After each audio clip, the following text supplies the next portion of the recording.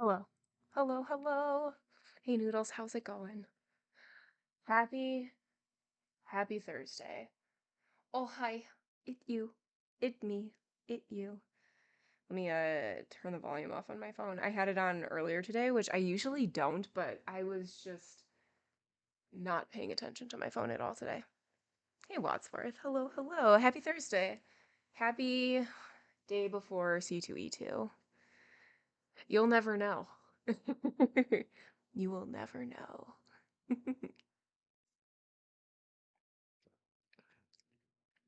So this concoction, my little drink, which actually looks pretty disgusting on camera. It doesn't look beautiful in person either. But ooh, I have a bunch of friends who do not um drink alcohol. And so we were hosting a bunch and I was like, "Oh, wouldn't it be fun if we had like a alcohol removed beverage or like something like that?" So I bought this like alcohol-free wine or alcohol removed wine, which is different than alcohol free because alcohol removed means they like make wine normally and then they take the alcohol out. So I had that, totally forgot to take it out. So I have two bottles of it. And I was like, you know what? I'm gonna try it. I'm gonna drink it on stream. And I had a little sip of it, and it's not amazing. Not amazing. It's fine. It smells like it's wine, but when I tasted it, it was just like you could tell that something is missing. And I think that they could have figured it out worse than Malort. No. Well, yes, because I like Malort. But yeah, you can just tell that like something is missing, and I feel like they could have made the flavor a little bit better. I don't know. So to fix it, I put in lemonade. And again, it's not good, but it's better than what it was. And I just want it to be out of my fridge. And I have another bottle of it because, of course, we do. And I'm just gonna give it to my friend and be like, here you go. Enjoy. Red wine and lemonade is actually good. Okay, that's good to know. This was a rosé, so I don't know. Also, I don't really trust this coaster over here. But yeah, that's what's going on right now. I've been working on my cosplay today. I'm going to C2E2 tomorrow, so if you're going to be there tomorrow, say hello. I'll be walking around. I won't be wearing a wig, so it'll be easier to spot me. But I will be, I'm gonna be a chain chomp, which I'm really excited about. But I sewed a pair of pants, which I think we talked about this before, but I finished my pants today and then I am working on, so I'm gonna wear a mask just because like a lot of people and like I haven't been in like a huge amount of crowds and stuff like that all that much. So I'm gonna be wearing a mask and I am sewing on teeth for like the mouth and I'm really excited. There's a Spanish beverage called Tinto de Verano, which is red wine with lemon soda. That sounds so good, Wadsworth. I'm gonna have to do this. Did it coordinate? Yes. I was invited in to be a Nintendo baddie, so I'm excited. I'm excited. It'll be fun. And of course I didn't procrastinate anything and don't have anything to do tonight, right? No, of course not. I have to finish my mask and I need to make sure that I can find everything.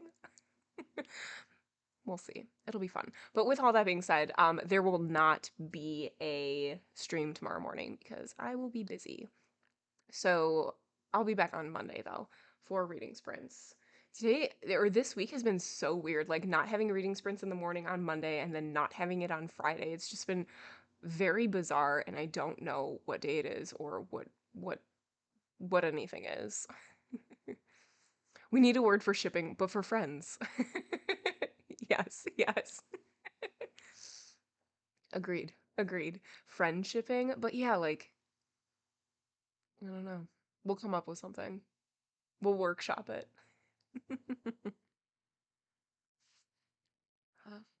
But this is better than some LaCroix flavors that I've tried.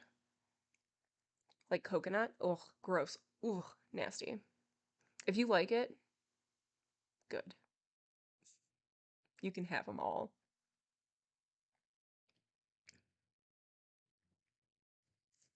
It must not be terrible because I keep going back for it. So we're gonna go with it's fine. I think that the lemonade is really helping. I think it just wasn't like very sweet, but because it wasn't very sweet, you could just super tell that it wasn't right, if that makes sense. I wish I understood LaCroix. Yeah, my sister does not like LaCroix because there's no flavor, but I'm sorry that my taste buds are more refined. But like she drinks like really strong flavored drinks. No, no, no, I totally get it, noodles. Yeah. Um, all right. Shall we do it? We're doing a new book today. So I thought that we had way more chapters in this book, like at least two. I was convinced that we had two chapters, but we don't. We only have one chapter left. So that's cool. Uh and that's also why it ended on such a cliffhanger last time and I was like, "Oh, it'll be fun. We have two chapters. That'll be a nice resolution." One chapter, but it's like 30 minutes. So I guess that's why I didn't go for it, but was totally convinced that we had more. That's fine. Okay, so do I remember what happened last time? It's been a full week, and no. Okay, so I do remember a little bit. So where we left off, Shan has been taken hostage by the alien race, the Throgs, and they want him to send a message out to the rest of the Terrans to say that everything's fine, blah blah blah, so that they don't come and you know, ensue war, basically. And so Shan is there and giving the message, but he doesn't. What does he do? I don't even remember. He does say that he needs help. He thought about like coming up with like a thing, but or like a ruse or like a secret whatever, but he just ends up like saying that he needs help and that there's been an attack and all of that sort of thing. And I think that's right where we left off. So we'll see. You bought hard copies of Lord of the Rings, ready to read a real book on stream. Yes, yes.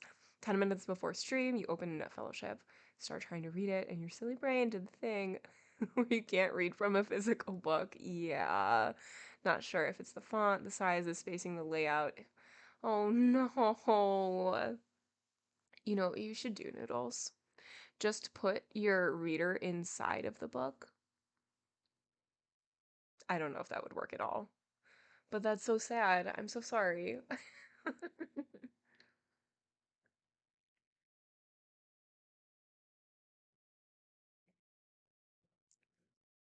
All right, let's read. Oh, good, good, good. Yeah, that's always a panic. If your download actually works, one, if you downloaded it, and then two, did you download it? Yeah, yeah. All right, last chapter. Chapter 18. Let's go. Storm's ending. And by I should have just read the chapter title last time because then I would have known that this is probably the end of the book. But what is also really deceiving is that on the Kindle, because there's so many notes at the end of it, it says that we're only 87% of the way through, which is I'm making up so many excuses. I should just read. We're just going to read. Chapter 18, Storm's ending. Shan had no answer from the transport. Only the continuing hum of a contact still open between the dome and the control cabin, miles above Warlock. The Terran breathed slowly, deeply, felt the claws of the Throg bite his flesh as his chest expanded. Then, as if a knife slashed, the hum of that contact was gone. He had time to know a small flash of triumph. He had done it. He had aroused suspicion in the transport. When the Throg officer clicked to the alien manning the landing beam, Shan's exultation grew. The beetles must have accepted that cut in communication as normal. He was still expecting the Terran ship to drop neatly into his claws. But Shan's respite was to be very short, only timed by a few breaths. The Throg at the riding beam was watching the indicators. Now, he reported to his superior, who swung back to face the prisoner. Although Shan could read no expression on the beetle's face, he did not need any clue to the other's probable emotions. Knowing that his captive had somehow tricked him, the alien would now proceed relentlessly to put into effect the measures he had threatened. How long before the patrol cruiser would plan it? That crew was used to alarms, and their speed was 3 or 4 times greater than that of the bulkier transports. If the Throgs didn't scatter now, before they could be caught in one attack. The wire rope which held Shan clamped to the chair was loosened, and he set his teeth against the pain of restored circulation. This was nothing compared to what he faced. He knew that. They jerked him to his feet, faced him toward the outer door, and propelled him through it with a speed and roughness indicative of their effort, indicative of their feelings. The hour was close to dusk, and Shan glanced wistfully at promising shadows, though he had given up hope of rescue by now. If he could just get free of his guards, he could at least give the beetles a good run. He saw that the camp was deserted. There was no sign about the domes that any Throgs sheltered there. In fact, Shan saw no aliens at all except those who had come from the comm dome with him. Of course. The rest must be in ambush, waiting for the transport to planet. What about the Throg ship, or ships? Those must have been hidden also. And the only hiding place for them would be aloft. There was a chance that the Throgs had so flung away their chance for any quick retreat. Hey Falcor, welcome in. Hello, hello. Yes, the aliens could scatter over the countryside and so escape the first blast from the cruiser. But they would simply maroon themselves to be hunted down by patrol landing parties who would comb the territory. The beetles could so prolong their lives for a few hours, maybe a few days, but they were really ended on that moment when the transport cut communication. Sean was sure that the officer, at least, understood that. The Terran was dragged away from the domes toward the river down which he and Thorvald had once escaped. Moving through the dusk in parallel lines, he caught sight of other Throg squads, well armed, marching in order to suggest that they were not yet alarmed. However, he had been right about the ships. There were no flyers grounded on the improvised field. Shan made himself as much of a burden as he could. At the best, he could so delay the guards entrusted with his safekeeping. At the worst, he could earn for himself a quick ending by blaster, which would be better than the one they had for him. He went limp, falling forward into the trampled grass. There was an exasperated click from the Throg who had been hurting him, and the Terran tried not to flinch from a sharp kick delivered by a clawed foot. Feigning unconsciousness, the Terran listened to the unintelligible clicks exchanged by Throgs standing over him. You did not miss anything vital. No, no, no. So we left off with him making the call and saying that there were, danger and that he needed help. And that's pretty much it. Now they are going out to meet the ships, and he thinks that the Throgs don't know that that's what he said. We'll see. Feigning unconsciousness, The Terran listened to the unintelligible clicks exchanged by Throgs standing over him. His future depended now on how deep lay the alien officer's anger. If the beetles wanted to carry out his earlier threats, he would have to order Shan's transportation by the fleeing force. Otherwise, his life might well end here and now. Claws hooked once more on Shan. He was boosted up on the horny carapace of a guard, the bonds on his arms taken off and his numbed hands brought forward to be held by his captor so that he lay helpless, a cloak over the other's hunched shoulders. The ghost flares of bushes and plants blooming in the gathering twilight gave a limited light to the scene. There was no way of counting the number of Throgs on the move, but Shan was sure that all the enemy ships must have been emptied except for skeleton crews, and perhaps others had been ferried in from their hidden base somewhere in Circe's system. He could only see a little from his position on the Throg's back, but ahead, a ripple of beetle bodies slipped over the bank of the river cut. The aliens were working their way into cover, fitting into the dapple shadows with a skill which argued a long practice in such elusive maneuvers. Did they plan to try to fight off a cruiser attack? It was pure madness.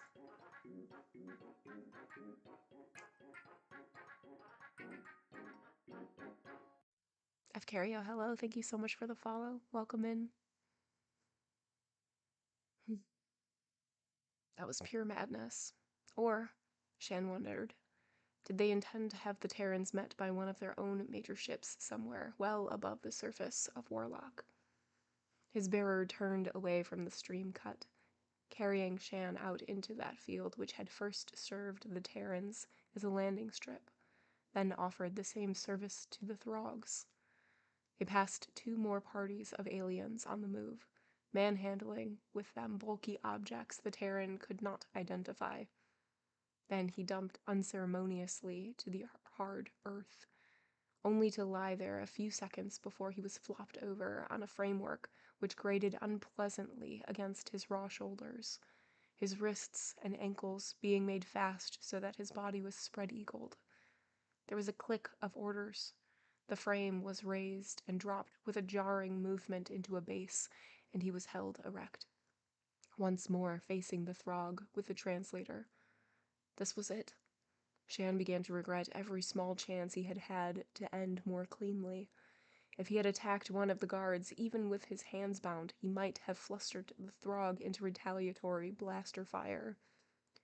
Fear made a thicker fog about him than the green mist of the illusion.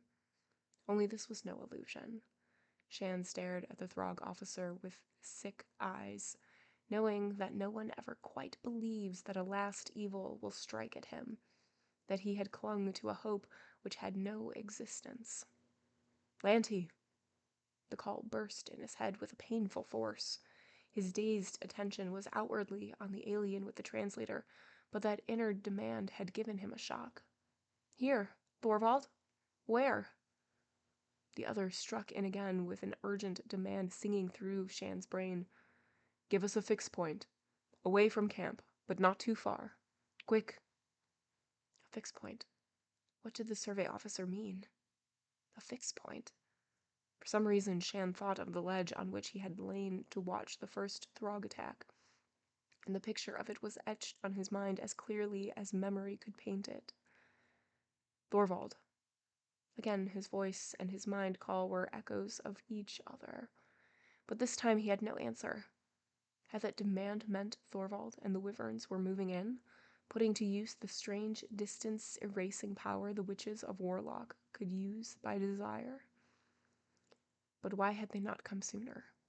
And what could they hope to accomplish against the now scattered, but certainly unbroken enemy forces? The wyverns had not been able to turn their power against one injured Throg, by their own accounting. How could they possibly cope with well-armed and alert aliens in the field? "You die. Slow." The Throg officer clicked, and the emotionless, toneless translation was all the more daunting for that lack of color. "Your people come. Sea. So that was the reason they had brought him to the landing field. He was to furnish a grisly warning to the crew of the cruiser. However, there the Throgs were making a bad mistake if they believed that his death by any ingenious method could scare off Terran retaliation. I die. You follow. Shan tried to make that promise emphatic. Did the Throg officer expect the Terran to beg for his life or quick death? Again, he made his threat straight into the web, hearing it split into clicks. Perhaps, the Throg returned, but you die first. Get to it!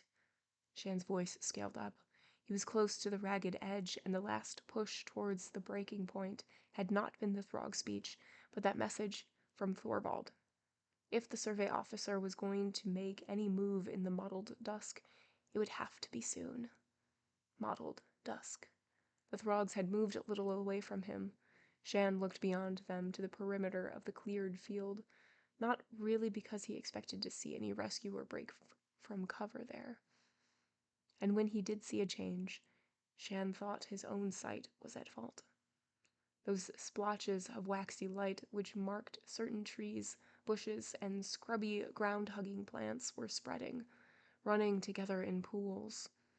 And from those center cores of concentrated glow, tendrils of mist lazily curled out, as a many-armed creature of the sea might allow its appendages to float in the water which supported it.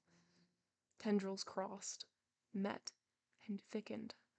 There was a growing river of eerie light which spread, again resembling a sea wave licking out into the field. And where it touched, unlike the wave, it did not retreat, but lapped on. Was he actually seeing that? Shan could not be sure.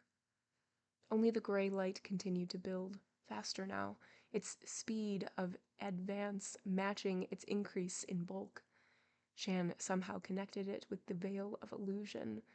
If it was real, there was a purpose behind it. There was an aroused clicking from the Throgs. A blaster bolt cracked, its spiteful, sickly yellow slicing into the nearest tongue of gray. But that luminous fog engulfed the blast and was not dispelled. Shan forced his head around against the support which held him. The mist crept across the field from all quarters, walling them in.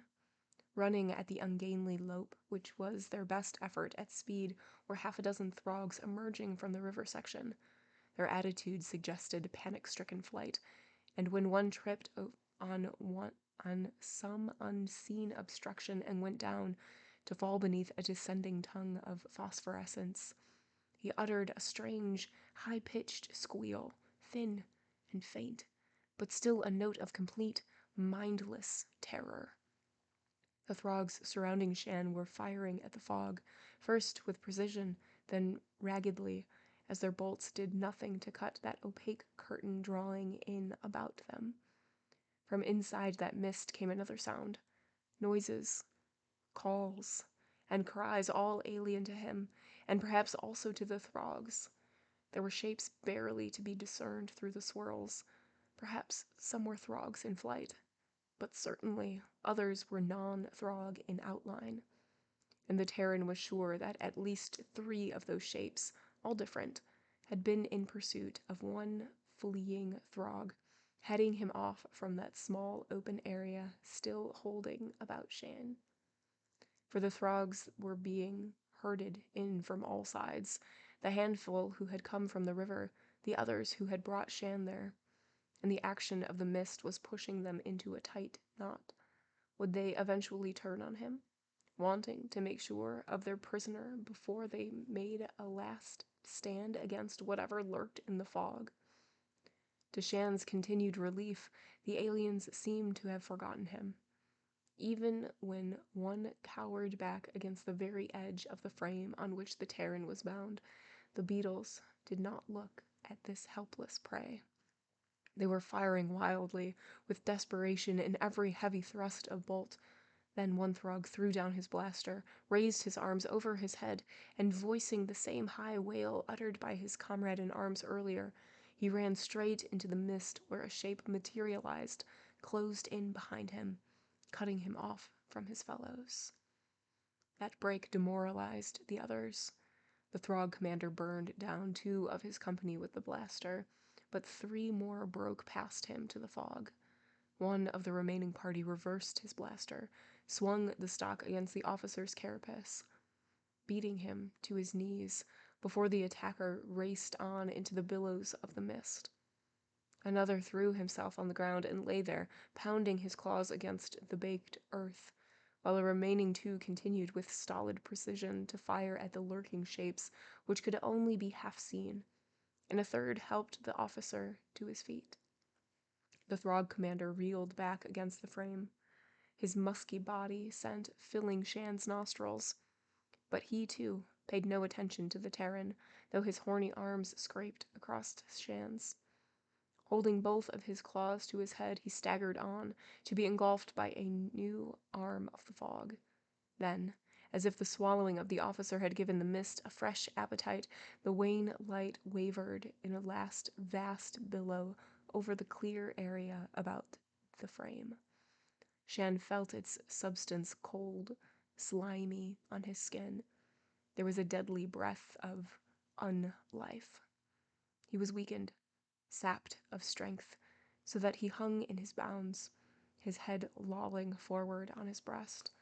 Warmth pressed against him, a warm, wet touch on his cold skin, a sensation of friendly concern in his mind. Shan gasped, found that he was no longer filling his lungs with that chill staleness which was the breath of the fog. He opened his eyes, struggling to raise his head. The gray light had retreated, but though a Throg blaster lay close to his feet, another only a yard beyond, there was no sign of the aliens. Instead, standing on their hind feet to press against him in a demand for his attention, were the Wolverines. And seeing them, Shan dared to believe that the impossible could be true. Somehow, he was safe. He spoke, and Taggy and Togi answered with eager whines. The mist was withdrawing more slowly than it had come. Here and there, things lay very still on the ground. Lanty! This time, the call came not into his mind, but out of the air. Shan made an effort at reply which was close to a croak. Over here. A new shape in the fog was moving with purpose toward him. Thorvald strode into the open, sighted Shan, and began to run. What did they... he began. Shan wanted to laugh, but the sound which issued from his dry throat was very little like mirth. He struggled helplessly until he managed to get out some words which made sense. Hadn't started in on me yet.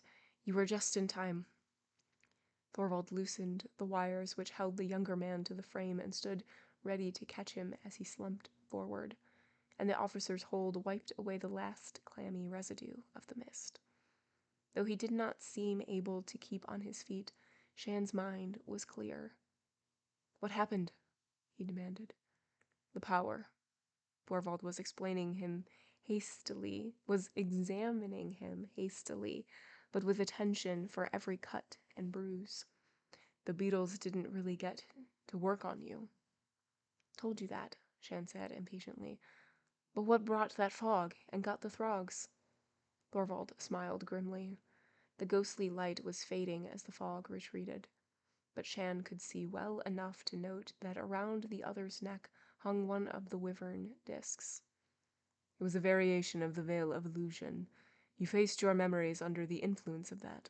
So did I. But it would seem that the Throgs had one worse than either of us could produce. You can't play the role of thug all over the galaxy and not store up in the subconscious a first line of private fears and remembered enemies. We provided the means for releasing those, and they simply raised their own devils to order. Neatest justice ever rendered. It seems that the power has a big kick in a different way when a Terran will manages to spark it. And you did. I made a small beginning, Also, I had the full backing of the elders, and a general staff of wyverns in support. In a way, I helped to provide a channel for their concentration. Alone, they can work magic. With us, they can spread out into new fields. Tonight we hunted Throgs as a united team, most successfully. But they wouldn't go after the one in the skull. No. Direct contact with a Throg mind appears in short circuit then. Nope. Direct contact with a Throg mind appears to short circuit them. I did the contacting. They fed me what I needed. We have the answer to the Throgs now. One answer. Thorvald looked back over the field where those bodies lay so still. We can kill Throgs. Maybe someday we can learn another trick. How to live with them. He returned abruptly to the present. Did you contact the transport? Shan explained what had happened in the comm dome. I think when the ship broke contact that way, they understood. We'll have to take it that they did, and be on the move. Thorvald helped Shan to his feet. If a cruiser berths here shortly, I don't propose to be under its tail flames when it sets down. The cruiser came, and a mop-up squad patrolled outward from the reclaimed camp, picked up 2 living Throgs, both wandering witlessly. But Shan only heard of that later. He slept so deep and dreamlessly that when he roused, he was momentarily dazed. A survey uniform, with the cadet's badges, lay across the wall seat facing his bunk in the barracks he had left. How many days or weeks before? The garments fitted well enough, but he removed the insignia to which he was not entitled. When he ventured out, he saw 6 troopers of the patrol, together with Thorvald, watching the cruiser lift again into the morning sky. Taggy and Togi, trailing leashes, galloped out of nowhere to hurl themselves at him in uproarious welcome. And Thorvald must have heard their eager whines even through the blast of the ship, for he turned and waved Shan to join him. Where's the cruiser going? To punch a Throg base out of its system, Thorvald answered. They located it. On which? But we're staying on here? Thorvald glanced at him oddly. There won't be any settlement now, but we have to establish a conditional embassy post, and the patrol has left a guard. Embassy post. Shan digested that. Yes, of course. Thorvald, because of his close contact with the wyverns, would be left here for the present to act as liaison officer in charge. We don't propose, the other was continuing, to allow to elapse any contact with the one intelligent alien race we have discovered who can furnish us with full-time partnership to our mutual benefit. And there mustn't be any bungling here. Shan nodded. That made sense. As soon as possible, Warlock would witness the arrival of another team, one slanted this time to the cultivation of an alien friendship and alliance, rather than preparation for Terran colonists. Would they keep on him? He supposed not. The Wolverine's usefulness was no longer apparent. Don't you know your regulations? There was a snap in Thorvald's demand, which startled Shan. He glanced up, discovered the other surveying him critically. You're not in uniform. No, sir, I couldn't find my own kit. Where are your badges? Shan's hand went up to the marks left when he had so carefully ripped off the insignia. My badges? I have no rank, he replied, bewildered. Every team carries at least 1 cadet on strength. Shan flushed. There had been 1 cadet on his team. Why did Thorvald want to remember that? Also, the other's voice sounded remote, there can be appointments made in the field, for cause. Those appointments are left to the discretion of the officer in charge, and they are never questioned. I repeat, you are not in uniform, Lanty. You will make the necessary alteration and report to me at headquarters dome. As sole representative of Terra here, we have a matter of protocol to be discussed with our witches, and they have a right to expect punctuality from a pair of warlocks. So get going. Shan stood still, staring incredulously at the officer. Then Thorvald's official severity vanished in a smile, which was warm and real. Get going, he ordered once more, before I have to log you for inattention to orders. Shan turned, nearly stumbling over Taggy, and then ran back to the barracks in quest of some very important bits of braid he hoped he could find in a hurry. The end. I was just double checking because it seemed there's like a picture, and I was like, well, that's not it. It still says that there's 3 minutes in it. And then I went forward, and it's just like reviews from like the New York Times and stuff like that. So we did it. How? What do we think? Did we like it? It's a bit I mean, compared to our previous one, Vera, it's much lighter in tone. It had, yeah. It had good things, and I think that if the series continued, it could have done some really, really cool stuff. You thought he was gonna end up with a wyvern waifu. Yeah, yeah. It was lighter in ways, yeah. And I think that the writing was definitely, I mean, we talked about this before, the writing was more like as an observer rather than being part of it. Yeah, there's some sticky issues for sure, but the Wolverines were definitely the best part. Pet Wolverines, absolutely. It needed a stronger writer. Yeah, I agree with that. Cuz yeah, the story itself I feel like is pretty strong, but the execution of it was faltering at times. I agree with that. All right. So, part of your issues with it are issues with the times, not with the work. That's fair. That's a fair concern, issue. What am I trying to say? You know what I'm trying to say. Yeah, for sure, for sure. All right. So, it always feels super weird just hopping into the next book. So, we'll take a short break just to like transition over. Oh, hello, Psychotic Yoshi. How's it going?